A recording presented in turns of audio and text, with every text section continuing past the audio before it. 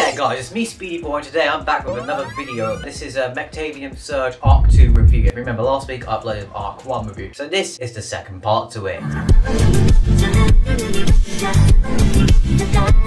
To summarise the story of this less confusing arc of Bakugan, Bakugan City is off to a peaceful start now that humans have communed with the Bakugan from the new Destroyer. This comes to a new and abrupt end, however, when 4 Mechtagons who have broken free from their Bakugan start terrorising the world. Not only that, but some creep called Wise Man has appeared with an ancient Bakugan called the No Nuts. That's probably like the worst name for it to call anything. Top 10 ways to insult your dog. It's now up to the battle board to stop Wise Man, the No Nuts, and Mechtanium Destroyer. Right, to summarise everything that's happened so far in between the arcs, they finally ditched Bakugan into space and, you know, brought back what seems to be like actual tournament areas, kind of like Roman gladiators. Then also a bunch of genocidal robots come up who I've given the appropriate nickname of Robo Hitler. Some guy in the worst Cyclops costume shows up ever. Cyclops guy has the worst band name ever with his bloody Bakugan, the No Nuts. And the Bakugan Bakugan has become like a special police response unit to anything Bakugan related, so that's okay, I guess. Also in the last episode, remember me talking about Bakugan Mecha? Well, they've actually brought back Bakugan Mecha, but in a really good way, with Dragonoid Destroyer, who can literally launch 2 Bakugan if he was a toy.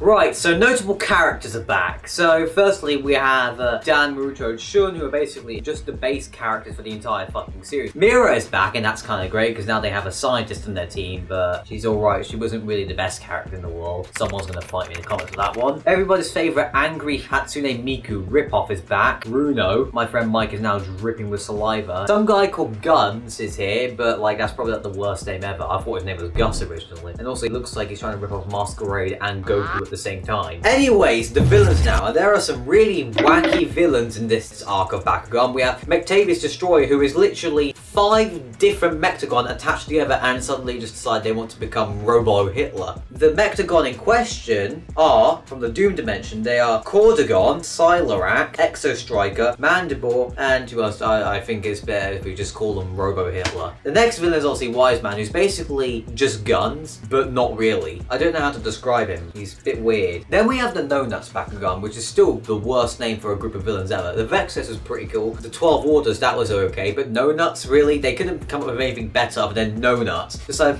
we need an evil band name. They could have gone with so many more things, like the 6 Bakugan of Destruction, the Forbidden 6, My Chemical Romance, you know, anything, but they picked No Nuts. These are meant to be the most evil Bakugan who were banished to the Doom Dimension by Drago's ancestor, the original Dragonoid, and were freed by Wise Man. The darkest No Nuts are Betatron, Cogador, Mutabrid, Spatterix, Stronk, Wharton, Ballista, and Trembler. So what does this series do well so far? Well, it's definitely a little bit more darker than the other series because we actually get to see a Bakugan get killed on screen. But also all of the Bakugan who, you know, get killed by Mechtanium Destroyer in his rampage. Also, Anubius isn't in this arc, so it makes it 10 fucking times better. This arc definitely had more of a direction than the last arc. The last arc was just a clusterfuck of random ideas that didn't make any sense. So what are the cons of this anime? Well, definitely the ending. The ending was really just shit. Nothing good didn't happen in the ending. It was just Dan and Drago sailing off on a boat. They didn't even come back to get their cake as well. They had cake. They didn't come back to get it at all, which is what really annoyed me about the ending. There was cake. Fucking cake. And they didn't come to get a slice. Like, what the hell's wrong with these guys? Another thing I didn't like about this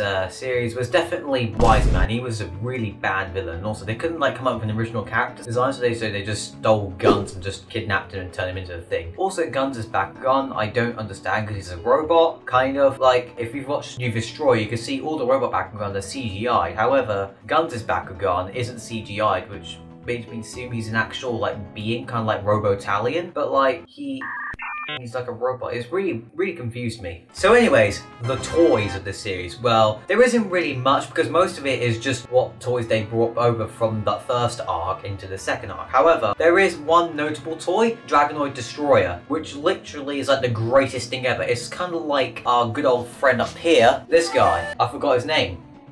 Dragonoid Colossus, yeah. It's kind of like Dragonoid Colossus, like how he can go into small and then boom, he becomes big again. It's kind of like that, but instead, it's a spinny. It spins around and launches 2 Bakugan off his shoulders. It's really cool. Also the metal Bakugan, which I forgot to mention in the last video, which is basically just Bakugan, but you dip them in metal. It's not that good. Also, still Bakugan Sky Raiders is still a thing as well.